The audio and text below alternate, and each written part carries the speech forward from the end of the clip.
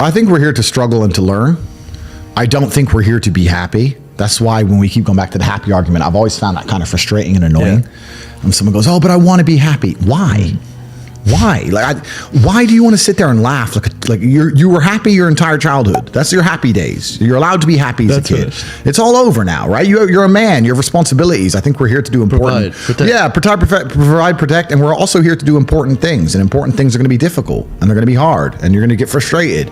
But that's what gives you purpose. I don't see anyone who's chasing happiness. I think that's a very feminine frame. I understand why some women just want to be happy. I don't know how it feels to be a girl because I'm not one. But in my experience, I know women who just want to be happy. Yeah. Girls just want to have fun. Fine. But you're a man, right? And if you're a man, then it's absolutely an utterly different experience of life. I think we're here to struggle. I think we're here to endure pain. Yeah. I think we're here to just see how hard we are to kill. I think that going through terrible things and living through them and coming out the other side is one of the most fantastic things about being human. I think that it's almost like once you understand what life is really about, there's no emotion which isn't enjoyable. The only emotional state which can be seen as detrimental is feeling nothing at all. But if you're sitting at home and you're feeling truly heartbroken, at least you're feeling something, right? And I think that's the whole part of being human. I think we're here to struggle. I think we're here to go through pain. That's so I wake up each day and go, what can I attack? What problem can I solve? And look at history. Why did Genghis Khan wake up and want to conquer the whole world? Why did Napoleon conquer the world? Why did Alexander the Great conquer the world? You just wake up and just say, give me this, give me that. I want all of it. I need to, there's an army there. They're really big. We're better. It's intrinsic. Yeah. You need to go and conquer. That's the purpose of life. If I had to fight them, I believe I'd be the most capable if I believed I could win. Of course. So for that reason, if I have to self-delude, then I will self-delude, and I will convince myself that I am here to destroy all 10 of them. And I will say it in a way where at least 7 of them believe me. And that's the most important part sometimes about all of this self-delusion, is that a lot of other people start to believe what you say. And I'm not saying that I say bad things. If a man were to sit in front of you and say, I can rip your head off with my little finger, and he said it in the right terms, and he truly believed it in his heart, you wouldn't want him to try. As ridiculous as that sounds, you'd be like, it's kind of big, maybe. You know, it crosses your mind. So I think that, I have psychoanalyzed myself, even though I'm not officially, certified. And I've decided that I can't stop bad things from happening to me. So instead, I'm going to enjoy bad things happening to me. And I'm going to build a mindset that makes me fearsome enough to succeed regardless of how stacked the odds are against me. Yeah. Like I said right now, I'm not a coward. And I want to make this very clear. I'm not a coward. I don't care if I don't sleep again for the rest of my life. I refuse to take any fucking pill, and I refuse to sit and have my mind altered by anything I do not control. I don't care if I have nightmares for the rest of human time. Right. As long as I'm in charge of my mind, I'm in charge of my life. If God decides that I don't need nightmares anymore, I'll fathom out how to stop it. If God decides I need to wake up in the middle of the night in a sweat, fearful or afraid they're coming to get me, then that's God's plan for me, and that's what I'm going to deal with. I'm not a coward. I'm not afraid of any of these things. I'm not afraid of feeling bad. I'm not afraid of anxiety. I'm not afraid of panic. This is one of the things I think a lot of men out there struggle with, is they're so worried and afraid of bad feelings. And to me, that's just showing that you've had an easy life. Like, there's real people out here who are trying to kill you. There's people out here who put a knife in your neck. You're scared of what? Feeling sad? Who cares? Like, there's real problems. What are you worried about feeling sad for? Who gives a shit? I could feel sad for the rest of my life, and I guarantee, 1, nobody would know, and 2, I would be monumentally successful regardless. So why are we even talking about it?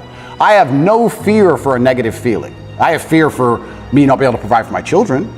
I have fear for people who rely on me not being provided for and cared for, but I don't have I don't wake up and go, I'm worried if I might feel sad today. Who cares? Who cares? I can be happy or sad on the same day. Nobody notices, and the same things get done. The exact same amount of work gets done. Nothing changes. I don't even look at it as goals, because goals are something that you put on the wall to motivate yourself, right? Right. Goals are motivating. So if you want to buy a car, you put the car on the wall and it motivates you to go to work to get the car. So that's a goal.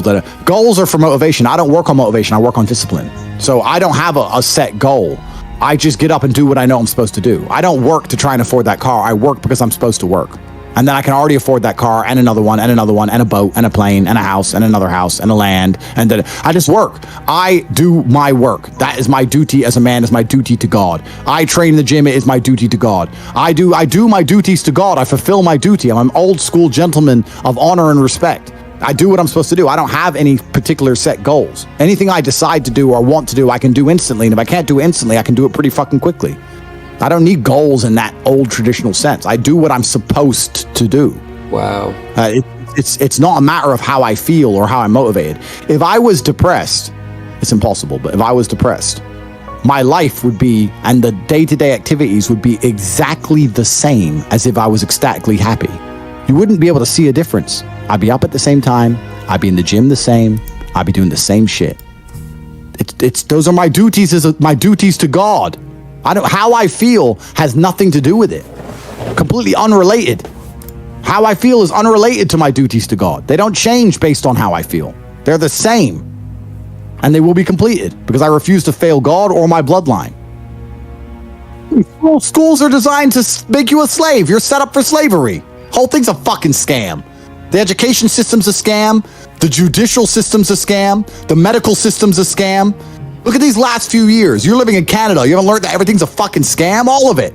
Oh, but don't worry. If things don't go my way, I'll get to go to court and have my say in court. Yeah, that's fair. We learned that doesn't mean a fucking thing. The law doesn't mean a thing. Your rights don't mean a thing. It's all a fucking scam. The only hope you have is to cure your brain, see the attacks which are coming from the Matrix, get a strong network of individuals such as the War Room, and then learn how to escape.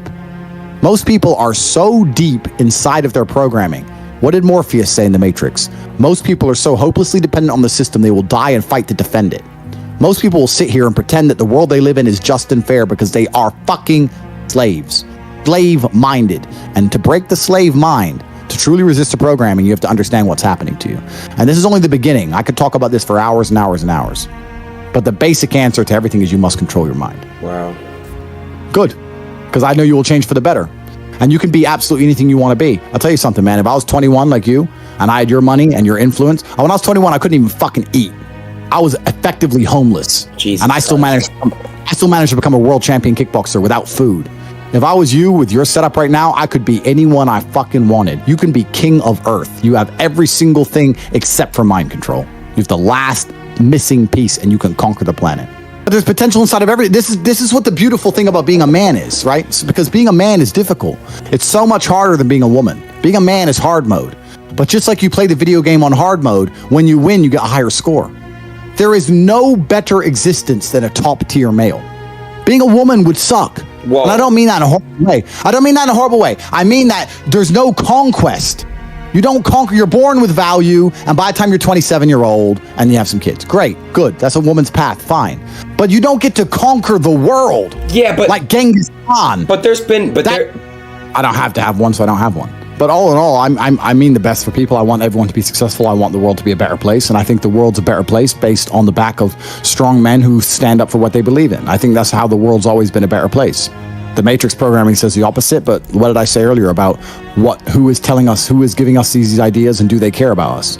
They're telling us that to be a better place, all the men need to be weaklings and compassionate without any morals or without any hard lines or beliefs, and they must talk in a very, very soft way, and we need to be very, very compassionate and very, very tolerant and all these things. But if you look at history, the only times things were peaceful and nice is when strong men stood up with their swords and said, no, this is mine and this works this way and no one's going to come fuck with it. I think that masculinity and strength is what makes things beautiful, is what preserves things, and it's what we need more of. This is what's missing from the world. All of the problems in the world today could be solved by men of honor, not doing bad things, men of honor standing up and saying, no, this is wrong. That could fix a lot, but nobody seems to want to do it because they're too busy being distracted